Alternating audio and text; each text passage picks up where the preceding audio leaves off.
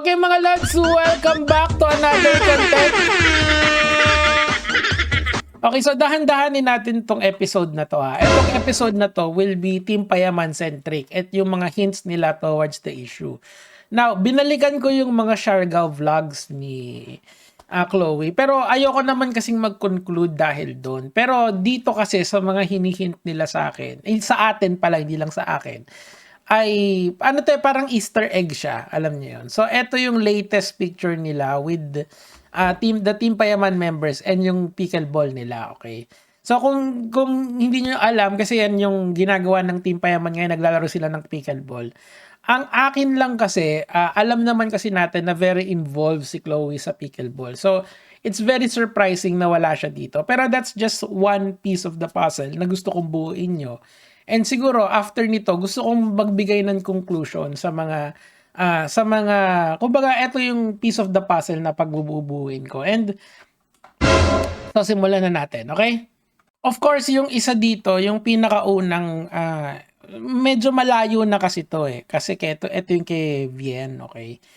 Stop playing the victim in the situation you've created and then flip the story to manipulate people to think you're innocent. So, I don't believe nakasali to sa bigger narrative. Nasa Reddit kasi to eh. So, hindi naman natin kasi alam kung sino yung pinatutungkulan ni Vienne dito. Okay? So, i-eliminate natin to ha. Kumbaga extraneous data to. Okay? So, sunod na tayo. Ito naman, this is a skit na kung titignan nyo yung mga nilalike nila, siguro mas maganda i-zoom in ko para makita nyo. Ayan. Kunyari, grabe away pala to ni Yo at Tiang Venice, okay? Napikon yung expression ni Bok Dudut and Chloe or Tiang Venice and Yo, yan. Tingnan natin yung ni-like, ayan. So, hello, sana makabili po kayo ng show. Hindi, iba na yan eh, may nag-promote pa. 9-10 wala yung president sa chismisan. So, makikita nyo rito, Yo and Venice, okay? Akala ko yung pinanonood nilang away si Dudut at Chloe, okay? Ito yung hinart ni Yo eh, tinanggal lang niya. Nagpakita na si Kuya Dutz. Ayan. Nandyan pala si Angel. Okay. So, ang pinopoint ko rito, it seems to me na may something dun sa awayan. Pero vague kasi dito eh. Pero as this content moves forward, makikita nyo na may hinihint talaga sila towards something dito sa issue ni Chloe tsaka ni Dudut. Pero hindi kasi clear. Okay. And dito, after nitong content na to, sana mas maging clear sa inyo and kumbaga bigyan lang natin ng benefit of the doubt yung mga tao. Sige. So abante na tayo. And yung page owner ng Makichismis, napansin niya rin yung napansin ng karamihan tao na nilike nga ni Ka at saka ni Pat. Ito, si Pat asawa ni Boss King, kapatid ni Boss Kong, tapos si Kaka naman under siya ni V. So there must be something there, okay? Pero again, yung details nito, hindi natin malalaman yan in full detail hanggat hindi nagsasalita yung dalawang people involved. We can only guess kung anong nangyayari.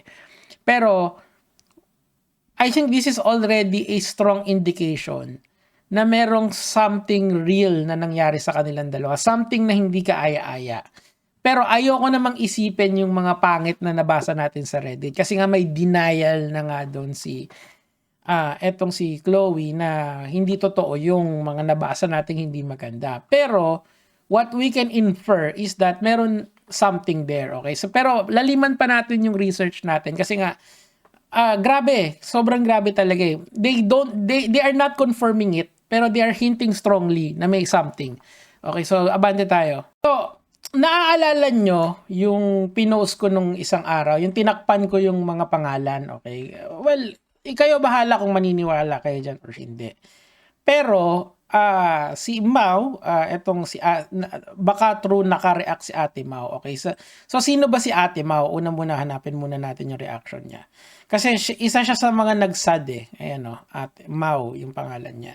Mamaya papakilala ko sa inyo, hahanapin ko lang dito. Ang dami na kasing nag-react talaga. Hindi ko na, ito to. So, si Mau, Anlakan, ito. Siya yan. So, makikita nyo na kasama siya sa Team Payaman, okay? Lalaliman lang natin to ng konti, para lang, kayo bahalang mag-decide. End of the day, wala akong sasabihin dito. kung ano lang yung mga ini-imply nito publicly, that's all I'm going to say. And I will always take yung denial ni Chloe as strong na talagang kung sabi niya wala, di wala. Ganun lang talaga. I will not contest that. Di ko i-debunk yun in any form or way. Out of respect sa kanya. Pero, yung sad reactions kasi ni Mau Anlacan, doon ako parang nag-research pa ng todo. So what I did was I searched for her content online and ito yung nahanap ko. Okay, so ito po yung yung naka-follow talaga. Chismoso. Ito yung TikTok po ni Mau, okay? Si Mau Husay.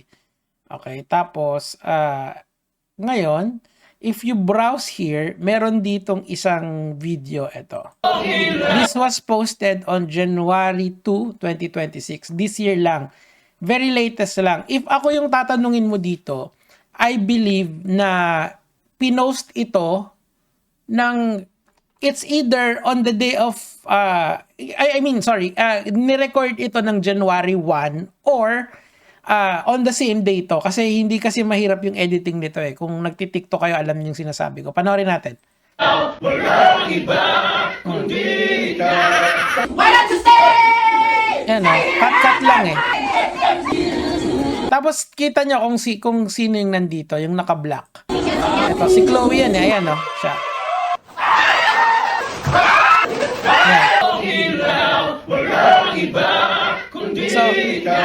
So, ngayon, ano to eh, parang ensemble to eh. Kumbaga ito yung part 1 nito eh. Kumbaga may part 2 to. Yung part 2 talaga yung pinaka para sa akin daming. Pero dahan-dahanin natin, pasasarapin natin tong kwentuhan natin.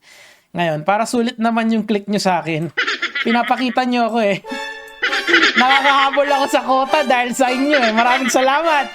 Maraming salamat. Let's go. Panoorin na natin.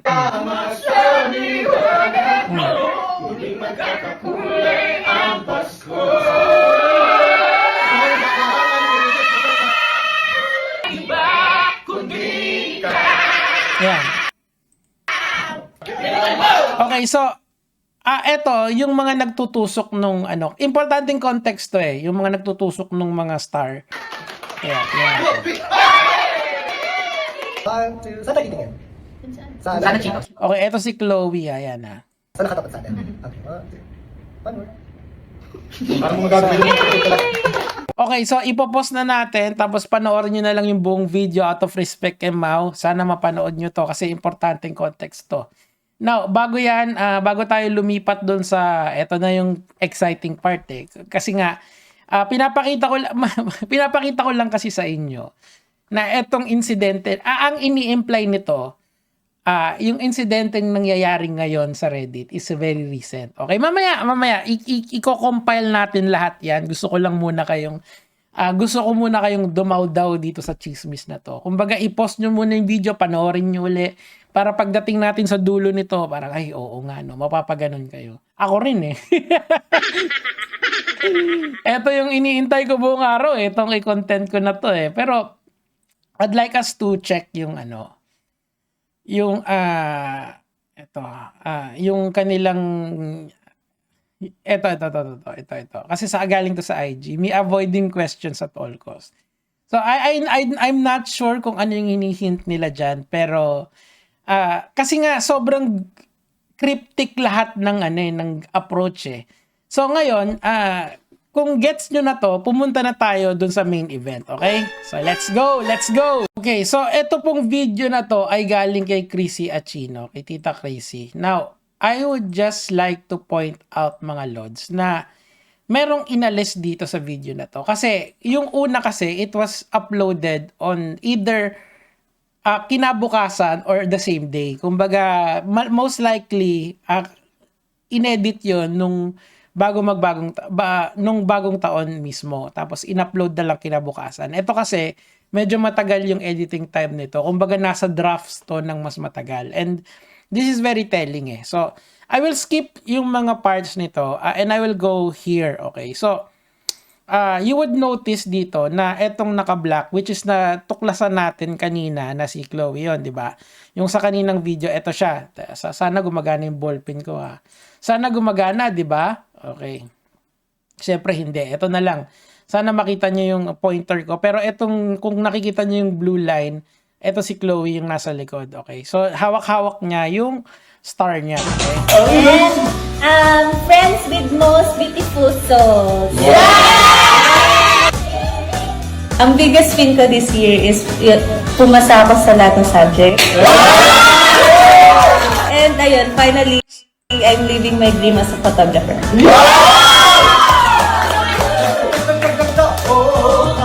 This year, So, hawak pa rin ni Chloe yung star niya. Ito. I learned a new sport. Pero hindi ako yung magaling. And lost, ang nakakilala, 15 kilograms.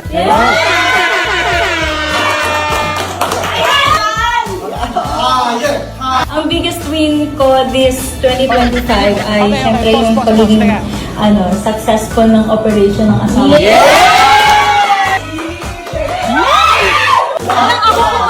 So, tapos na yung video. Tapos na yung video na to. Panoorin nyo na lang yung kabuuan nito. Pero ang pino-point out ko dito, kinat nila yung part ni Chloe. Okay? And, ngayon, eto kasi yung point dito eh. Sometime in January 2, okay pa sila. Ibig sabihin, nung simula nung taon, siguro mga January, hanggang first week ng January, kasi nasa third week na tayo ng January ngayon, bilis ng panahon, di ba? So, ibig sabihin nun, between the second week and third week ng January, nangyari tong insidente na to. Which actually coincides with the Reddit post, di ba? Yung Reddit post kasi, it was posted 4 days ago. So, most likely the case, etong insidente between Chloe and Dudut is very, very bago. That's the point! Mainit-init pa talaga siya.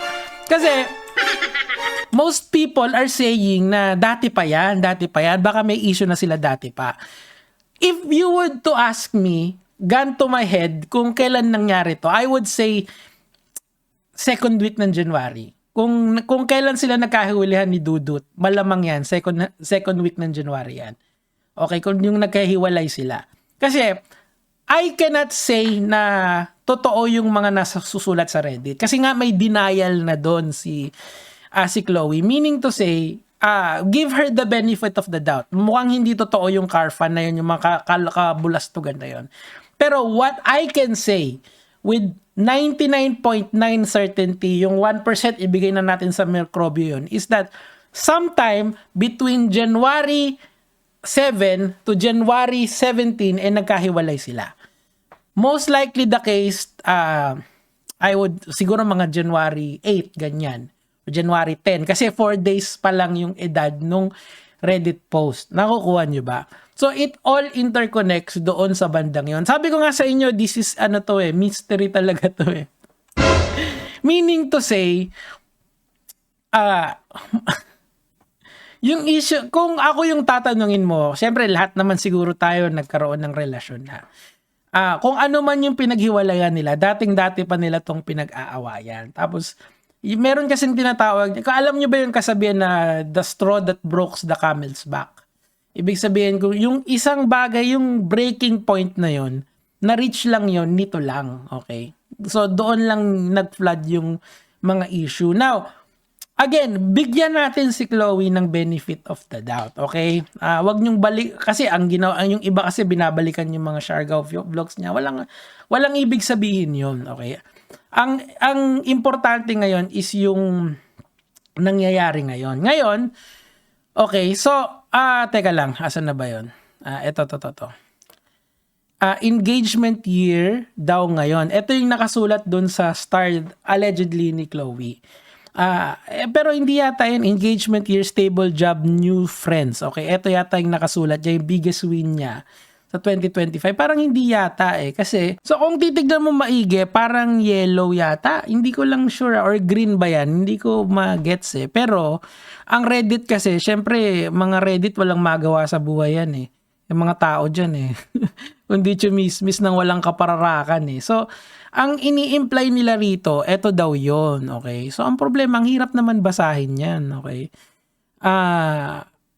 Silent battles, remain silent, battle stronger, people I love with the people, build stronger connection with people I love. So yan yung nababasa rito. Hindi ko mabasa pero silent battles, ano yung silent battles niya? Yan lang hindi natin alam. Pero kayo, anong sa tingin niyo yung nakasulat dyan? Siguro dyan niyo ako tulungan. Kasi talagang na ako sa chismis eh. Hayok na ako sa chismis eh. Tapos, ginawa ko, syempre, chinat GPT ko rin. Guys, ako, chinat GPT ko talaga lahat ng word ko para magets na masyado. Ayan. We live without battles. Hindi yata yan eh.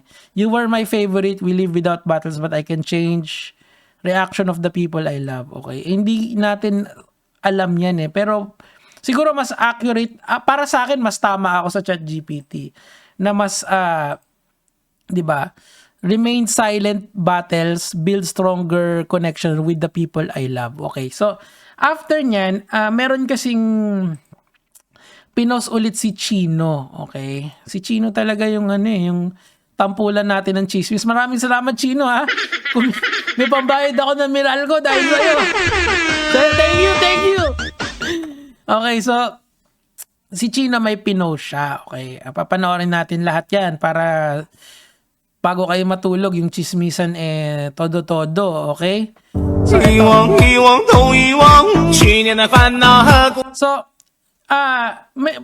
nililiprid yan ng mga natin mga Lodi Bells natin dito sa sa comment section, okay? So, babasahin ko na lang kasi makomplikado kasi. Ito, sabi nito ni Eugene Avila. Kay Chrissy lang na-gets ko. First line, bakit kasi di mo sinabi? Second line, bakit di mo kasi sinabi sa kanya? Okay, so hindi natin alam yan eh. Sabi, sa akin, pagkakaintindihan, bakit kasi di mo sinabi sa isa? Oh! Ngayon, pag pumunta ka naman dun sa comment section ni Chino, merong mga kalokohan dito ng mga dito natin basahin. Eto, Vian, bakit mo naman in-upload andon si Chloe? Nakat naman sis. Sayang din kasi yung views. Wala na confirm na nila sis. Pero, ngayon, babalikan natin na ito yung conclusion ko mga Lodsa. Palagay ko, bago pa lang yung hiwalayan. Bagong-bago pa lang yan. Or, meron na silang problema nun, pero ngayon lang nagkaroon ng breaking point. Pero hindi ko kayang i-confirm yung mga chismis sa Reddit. I would give Chloe the benefit of the doubt. It seems to me that it's just a breakup. Now, hindi ko alam kasi kung yung breakup na yon is amicable or hindi. Kayo ang bahalang mag-decide dyan. Kaso kasi, eto lang. Yung reaction kasi ng Team Payaman 'di ba? Parang they're hinting towards something pero ako na lang ang ibibigay ko na lang sa inyo. Wag niyo na lang siguro